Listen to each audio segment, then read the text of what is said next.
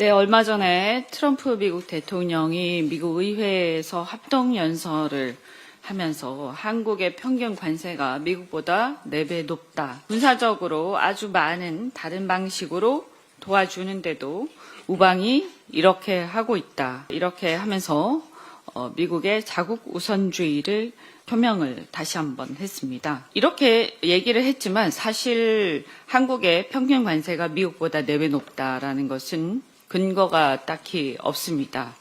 그리고 또한 사실과도 다릅니다.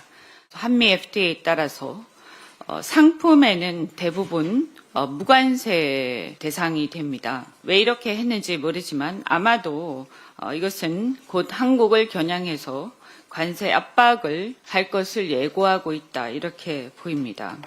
트럼프 대통령은 압박한 뒤에 협상으로 자국의 이익을 극대화하는 전략을 취하고 있습니다. 그래서 일각에서는 거래의 기술이다 이렇게 일컫기도 합니다. 우리 대한민국에서는 트럼프 대통령의 관세 압박을 대상으로 우리의 전략을 또 나름대로 펴야 할 텐데요.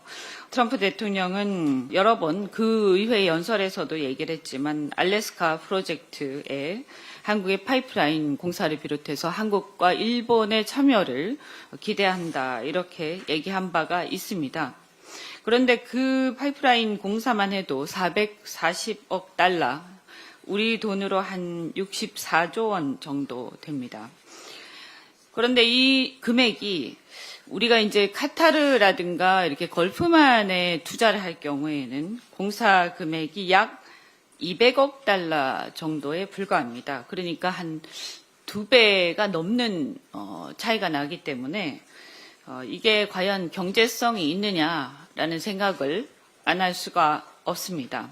그렇기 때문에 미국의 대형 그 자원개발 회사인 엑슨모빌도 이 프로젝트에서 철수한 바가 있습니다. 우리가 LNG 천연가스 개발 사업을 다변화하고 수입선을 다변화하는 것도 필요합니다. 하지만 한국 입장에서는 경제성을 꼼꼼하게 따져야 하는데요. 이 문제와 관련해서 적어도 미국에서 한국의 참여를 요청하려면 대한민국은 한미 동맹도 있고 당연히 관심을 갖고 있지만 한국의 참여를 요청을 하려면 적어도 이렇게 큰 갭에 대해서 나름대로 미국이 반대급부를 내놔야 한다라고 생각을 합니다.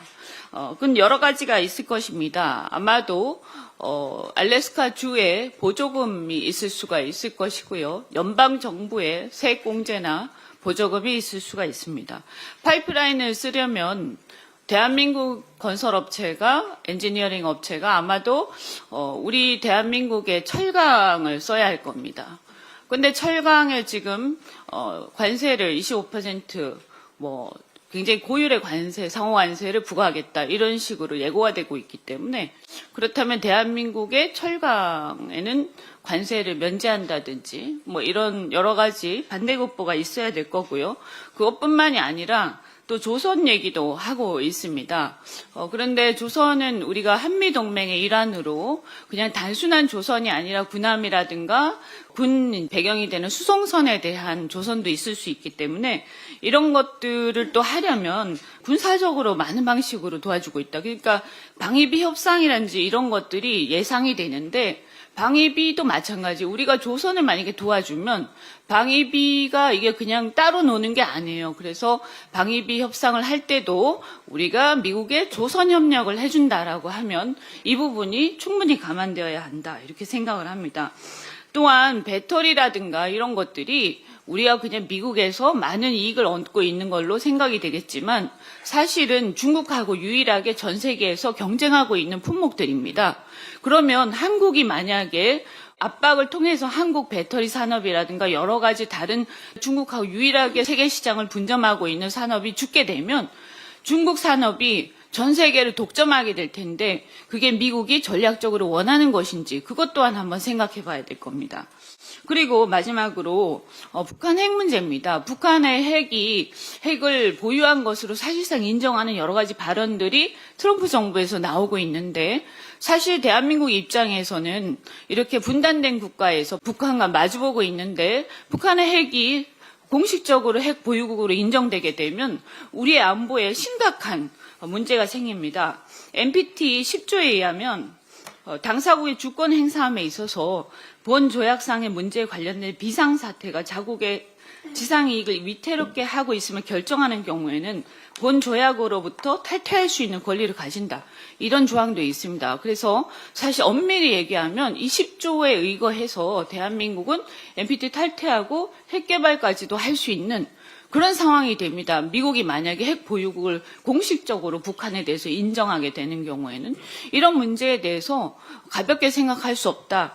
이렇게 말씀을 드리고 어떻든 여러 가지 한미 원자력 협정 개정 문제를 비롯해서 우리 대한민국에서도 굉장히 할 얘기가 많다. 그리고 미군 기지가 과거에 의정부에 있을 때하고 달리 이렇게 평택으로 이전했을 때는 그 평택의 미군 기지가 과연 대한민국을 그냥 방어하는 목적만 있느냐, 북한에 대한 방어만 있느냐, 사실은 미군이 거기 있음으로써 대한민국을 위한 것도 있지만 전체적인 동북아에서의 미군의 어떤 동아시아 전략의 일환도 있는 것이다라는 말씀을 드립니다. 이상입니다.